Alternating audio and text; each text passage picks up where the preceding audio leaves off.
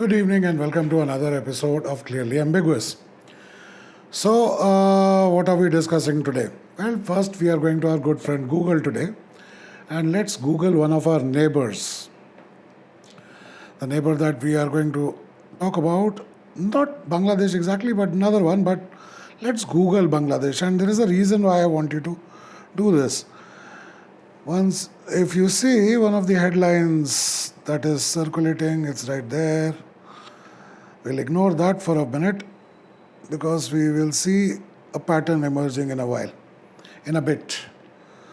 So let's see what Wikipedia has to say about Bangladesh. And you can just go on reading. It's fabulous, fabulous, well written, etymology, history, early history, British colonial rule as part of Pakistan.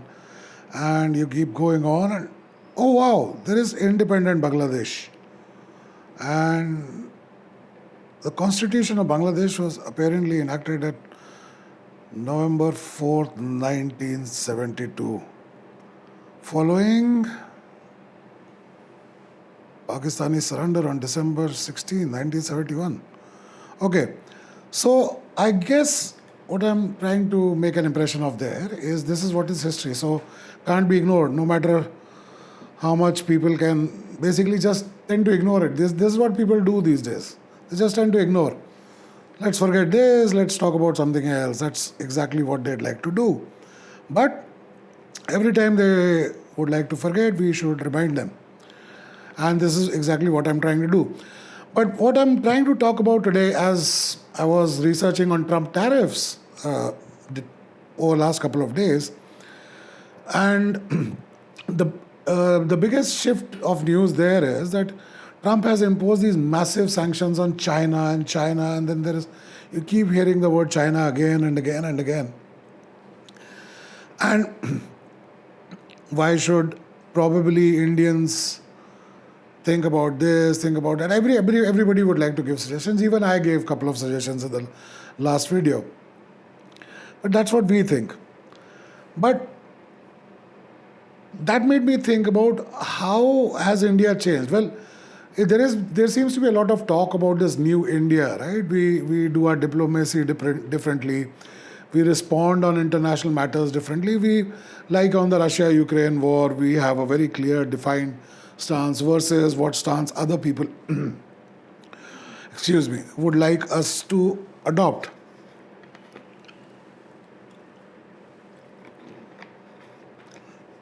Now, a couple of things that we should think about, and especially Bangladesh in recent times went ahead and offered China, here is an airbase. Why don't you use it? Doesn't that remind you of a couple of other neighbors? Somebody who actually offered them, listen, here is a seaport. Forget the airbase. We have a seaport. Use the entire seaport, all yours. And then there was another country, another neighbor of ours, who offered them a seaport, and then their economy went bust, and then they're good friends with us again. So see, international diplomacy is always fluid. So somebody who's a friend of yours today might not be your friend tomorrow, might be an enemy, might become a friend again. So this is how international diplomacy works. That's the same reason why China is warming up to India right now, because they are experiencing these Trump tariffs, so to speak.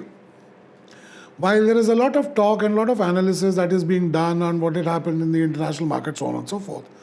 But let's talk about China for a while. And let's talk China in relation to India in recent years. Let's not start our history that will go way back, a couple of thousand years, whatever. Let's talk about what is being done recently. And before we do that, we should see our map. And I found something very interesting. Now, we Indians like to thump our chest a little bit, and we like to tell Google every now and then that correct that map right there. See right there? That map. That map is usually over there. See, let's take a screenshot of it so that I can mark on it. Okay, so yeah. Okay. So yeah. So you see this part here? Usually if you see this map looks like this part inclusive only when Google Maps shows it to India. If you open Google Maps other places, they will probably show it a little differently. But my problem is not with that. My problem is with this thin line that you see right there. Okay? So let's just go back to the map and let's look at it closely. So you see this line there? You see this line there? What does it look like? It looks like a highway which is going right through. Right? So although Google would like to show this as part of India, but there is a Chinese highway right through that. Right? Now, how does China like to encircle us? So if you look at it, they have this thing happening in the north, okay, and then we all hear about our opposition making a lot of hangama about Doklam. This is somewhere where Doklam is, right? Okay. Yeah. So we can just, yeah.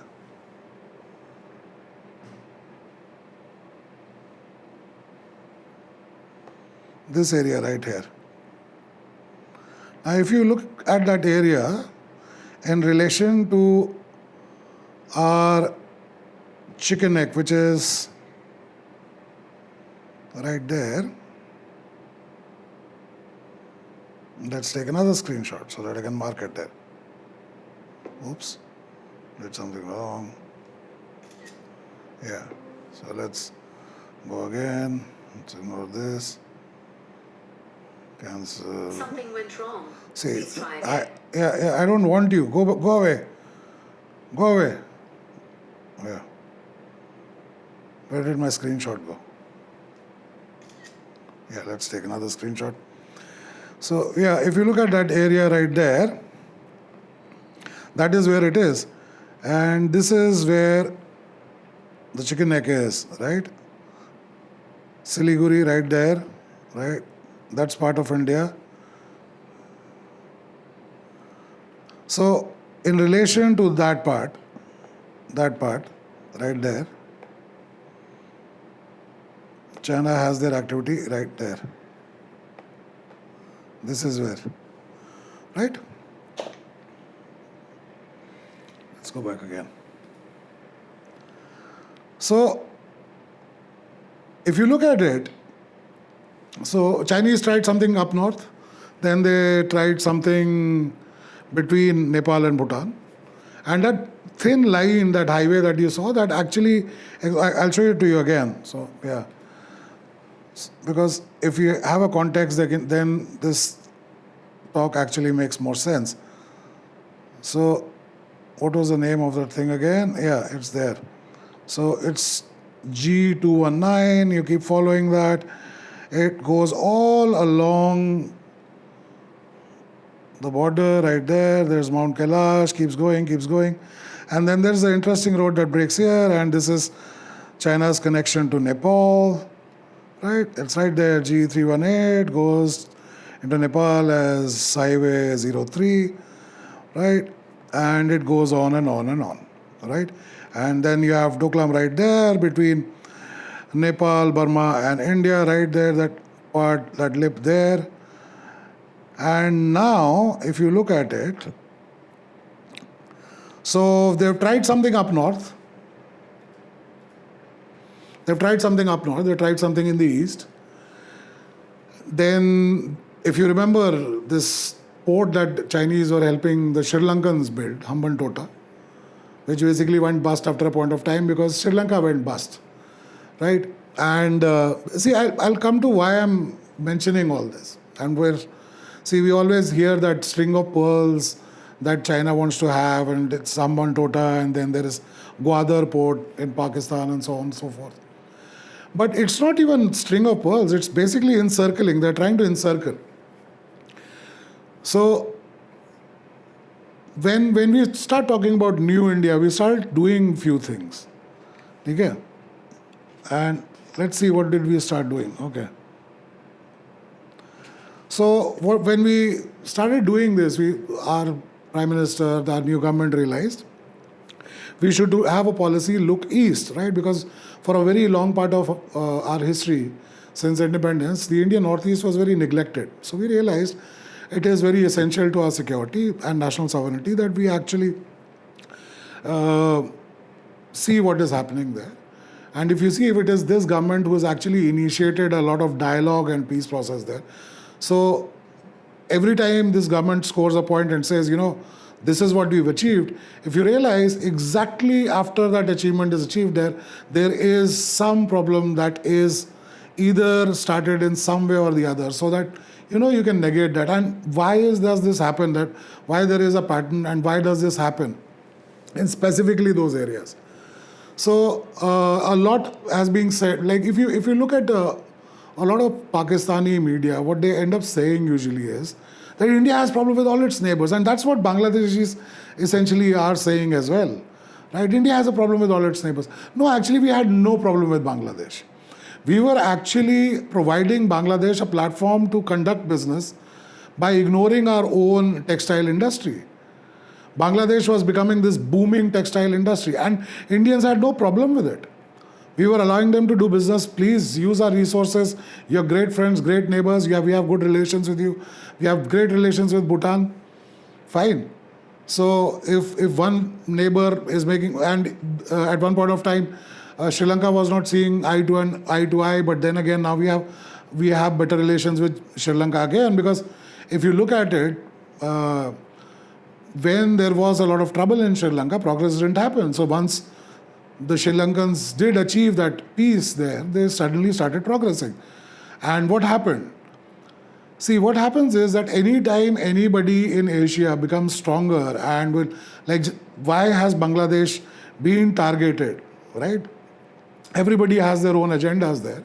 But what is China's agenda there? See, China cannot accept somebody else doing better in any form of manufacturing. That's it. China's growth story right now happens to be that, we manufacture everything and everything should be manufactured here. And the moment it starts going away, they'll panic. Because see, China is not a great market. People are selling back there, but then again, essentially you're making in China and selling in China. You're not making it somewhere in Europe and selling it in China. That's very minuscule. You're not making in the United States and selling in China. You're not even making in India and selling it in China. China likes it and they love doing business when you're buying from them. Right? But they don't like Bangladeshis becoming these lovely overnight success in textiles and ready-made garments. That's the same reason why they do not like the Vietnam story. That's the same reason why they do not like the Thailand story. Because obviously there is, if you look at certain things which are coming out of Thailand, which are like, precision lens grinding and all this is happening in Nikon, which is a Japanese camera and photography and videography equipment manufacturer. They have manufacturing plants in Thailand, not China. Actually, they have in China as well. They might probably be manufacturing batteries there. But then again, this is what China doesn't like.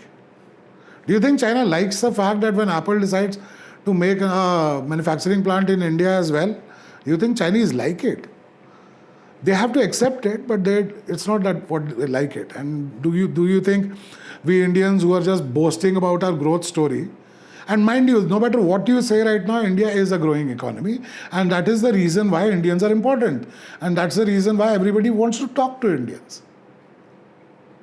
If you look at it, the great Trump tariffs are already on hold for 90 days, and as I said, we should wait and watch, and we didn't even have to wait that long.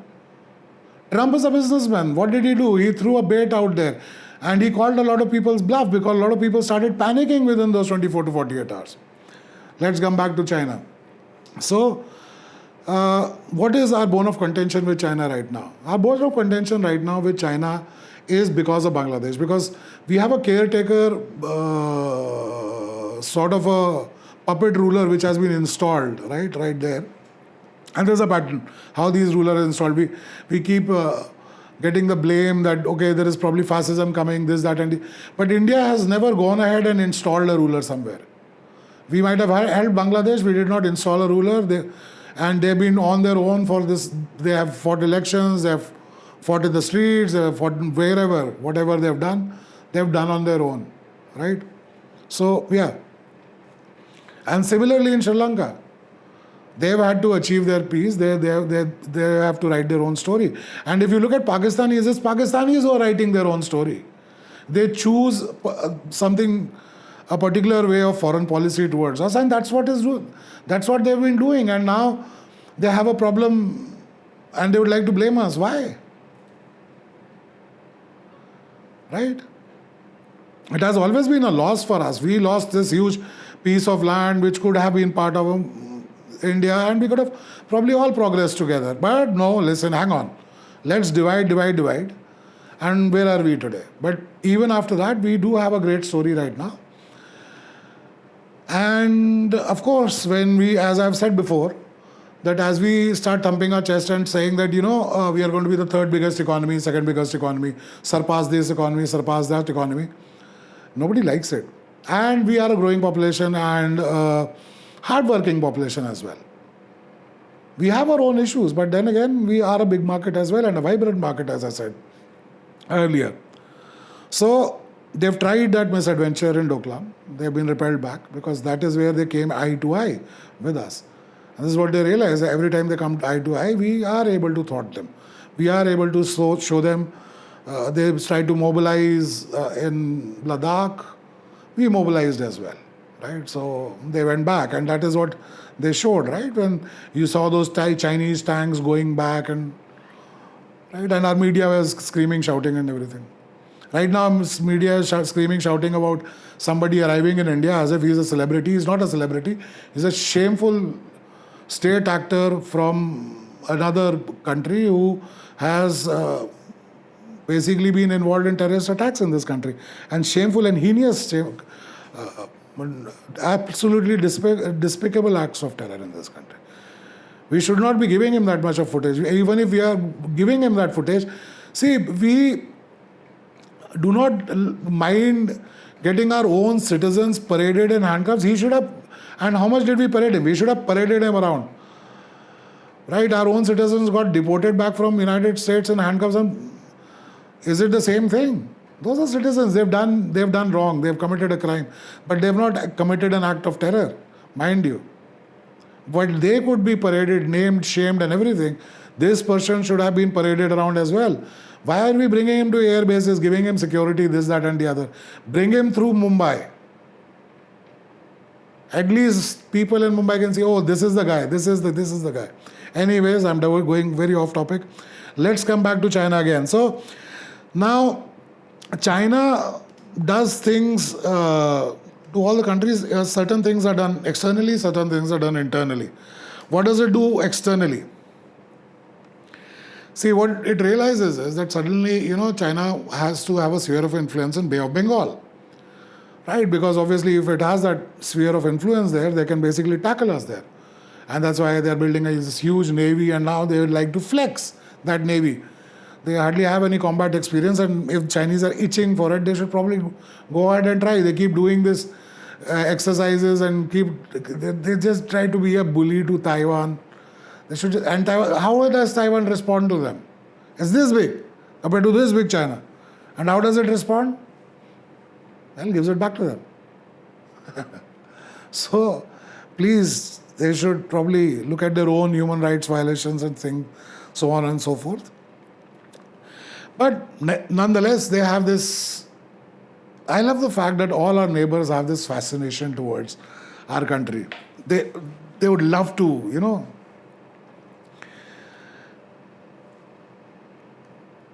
So as we improved our relations, we started talking differently when it came to our foreign policy with our neighbors. China realized this, and China has to do a few things to tackle this. So China has gotten involved with all the neighbors, if you realize. They've gotten involved with Pakistan when it comes to CPEC. They've gotten involved. And I think before even they got involved with Pakistan, we should realize that Chinese got involved with Nepal the earliest. A Maoist Nepal was a friendlier Nepal, which I think we Indians have ignored for a while, and I don't know why. And what did they do? They did something in Nepal which they have been doing in and around, and that's what did they do? Nepal had a government which has the popular, sort of support, right? They had a monarchy there which was well liked, and there are people in Nepal who still like that monarchy. They like their king, they like their form of government, so on and so forth. See, it's very interesting. The Western countries can still have monarchies and have kings and queens and this and that and the other.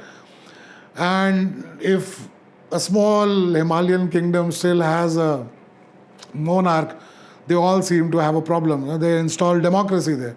And what did they do? This basically democracy in Nepal meant that the Maoists come into power and push Chinese agenda, and that's what they've done. But what Chinese forget is that we have better people to people connect with the Nepalese than the Chinese ever will. Right?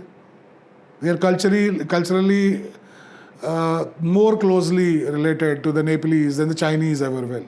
Right? I'm not saying the Nepalese should start hating China, but then again, we can all coexist. But then again, China cannot coexist. And the reason why China cannot coexist is because it's a manufacturing giant. Now, what does China do? It manufactures. It has to keep manufacturing. The wheels have to keep going on and on and on. And that requires resources. So China tries to make friends or bully those people who have those resources. They'll come to Pakistan, would go to Balochistan so that they can get their resources. They'll go to Central Asia to get their resources. Right? They would even make roads and railways all the way up to Africa so that they can get those resources. And now they want to be in Bay of Bengal because obviously there can be oil exploration there, and it's a mineral-rich area, right? So, and then obviously China probably worries the fact that Indians might just cut them off from the Middle East, right? See, that's what Chinese have always been worried about, that Americans can squeeze them out of Panama, which Trump is doing right already. And if Indians become a bigger naval force than they are, and we can tackle the Chinese in South Asia, it will be a problem for them. So let's surround India. So let's start something up in north. Let's go towards the northeast. Chinese always consider that Myanmar probably will side with them in case there is something. So, and Indians always think that, Myanmar can be ignored. That is something, because they are there in their own turmoil. So, but there is a lot of stuff that happens through that border as well. So we have to be careful there as well. Then they went to Pakistan, and what did Pakistan get in return from China? Did Pakistan start prospering because it was now good friends with China? Well, I don't think so. Anyways, Pakistan is a whole different discussion. So they come to Sri Lanka, then eventually Sri Lanka now is basically here and there. So now they go to Bangladesh. So Bangladesh, yes, was an experiment that CIA has tried and then installed this person, this Nobel laureate, who's basically a caretaker. But I love when lefties have a caretaker anywhere. They can, by force, by coup, install a puppet, and he can avoid having elections as long as they want. But when there are actually elections happening, they will topple popularly elected governments just so that, I love how they think. And that's what they want in India as well, that everybody should have this revolution and uprising and throw away this popularly elected government, which is pretty popular, no matter what anybody says, right? There are people who are jumping away to glory on national television all the time because it's the media who gives them that kind of space. But if you actually look at that, how many people they actually control the opinion, not very vast. Otherwise, they would have those many seats in the Indian legislation. Anyways, going back to China. So they would basically surround us and then they will do certain things internally. Now, internally is the very interesting thing. See, first they'll do is they'll try to grab education. So get certain educators in our country, right? Because even in United States, there are university professors who are saying, look at the healthcare in Cuba. Cuba is a failed communist experiment. Why were the Cubans jumping onto anything that was going to float in water and going to the US East Coast? To get away from it, they had such good healthcare, and why did anybody want to run away from Fidel Castro? Amazing, isn't it? Why do people want to leave Venezuela right now? Because everything. So they would encourage popularly elected governments under pressure to start giving freebies. That's what happened in Sri Lanka. Sri Lanka started giving freebies. Everything was free for a while, and they went bust. Their economy went boom. And that's what. See, this is why we should also, our governments, our state governments, our national government should be mindful of the fact that, don't push the middle class so much that you keep taxing them because there is a vibrant middle class who is earning more, is paying you more, so that you use this money for the progress of the country, not to just give away freebies. Because one fine day, you just won't have enough money, right? So what happens when you have these great educators in classrooms who basically end up indoctrinating the youth and say, you know what, you should probably expect more from this government and protest, because it's easy for young people to protest. See, young people always are energetic. They always want to rebel, because that is what the isms, all these isms, socialisms and communisms and isms, all these guys, they always thrive on the fact that young mind, grab it fast, indoctrinate it, radicalize it, and you have warriors for yourself. And these guys will go out to the streets and, forget this government. We don't want roads. Why do we not want roads? We want roads.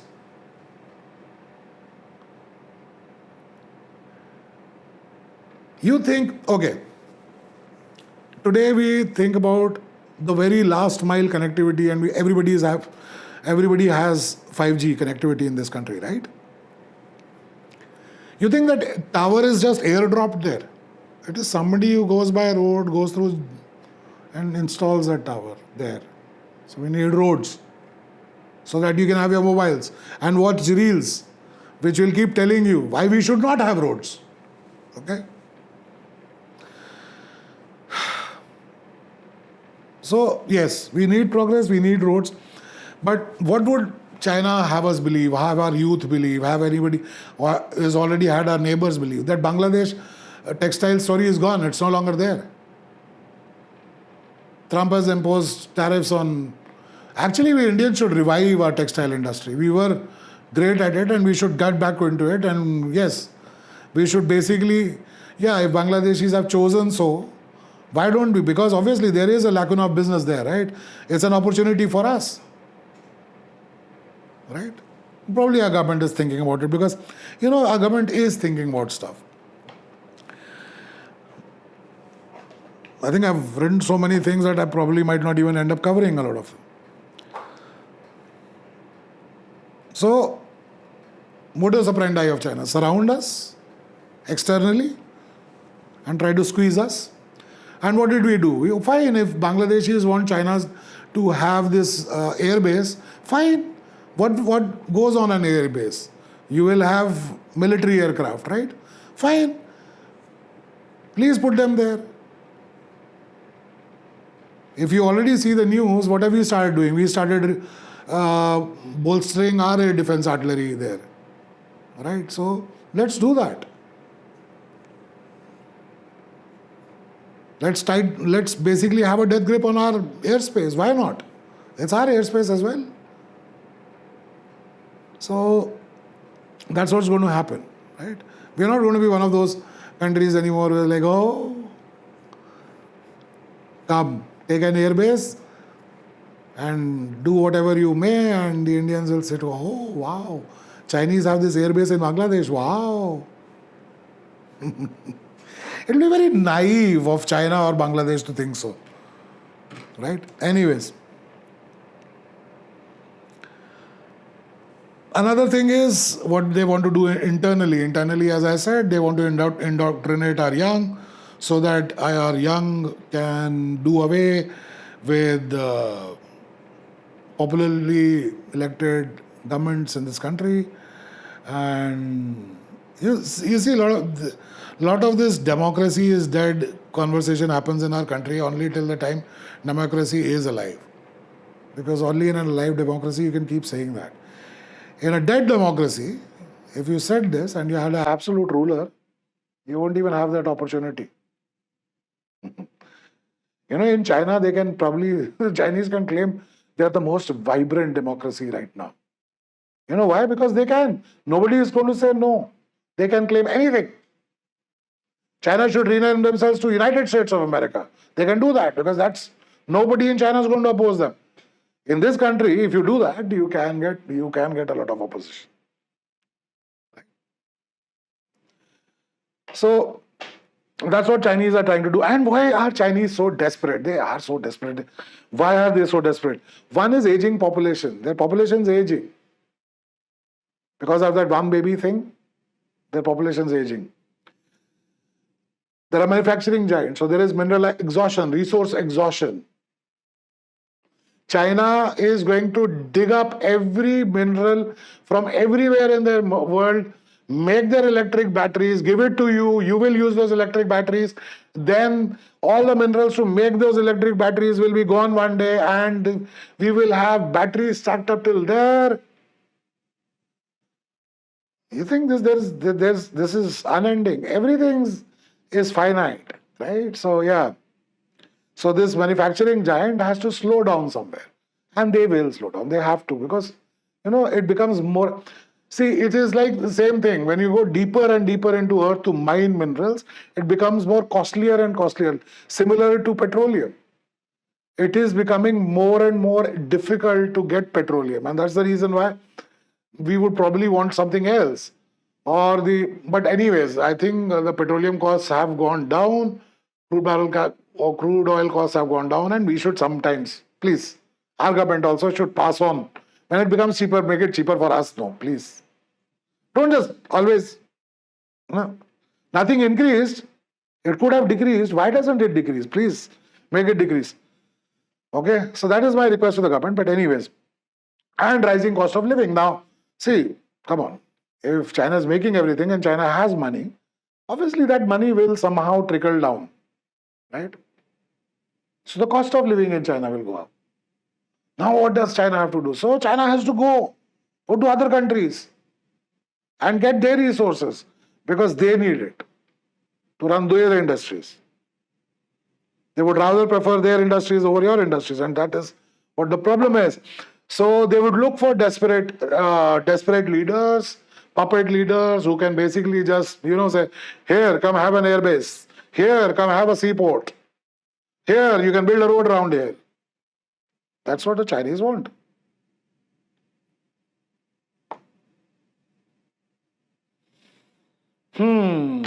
So, if I can see that thin strip of road right there in Google Maps, I'm sure everybody can. And yes, let's see where Mr. Yunus is offering that seaport. Very interesting. I don't know what name of that thing was there. Starts with L, right? Let's see.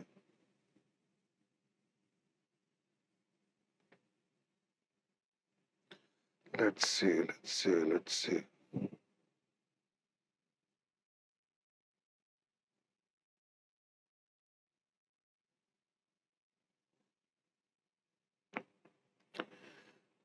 Lalmonirhat. Okay, let's see where Lalmonirhat is on the map here.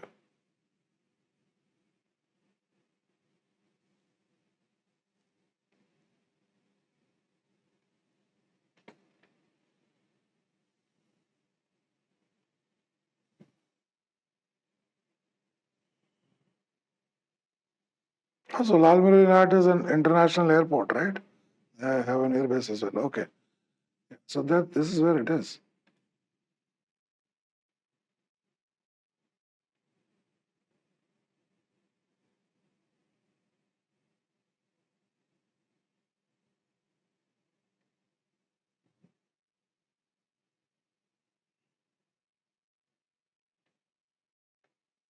So this is where it is. See, in relation to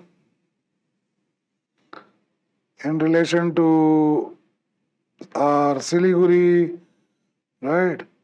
This is where it is.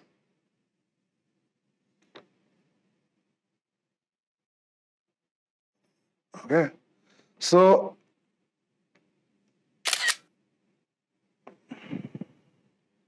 if we look at this map now, right,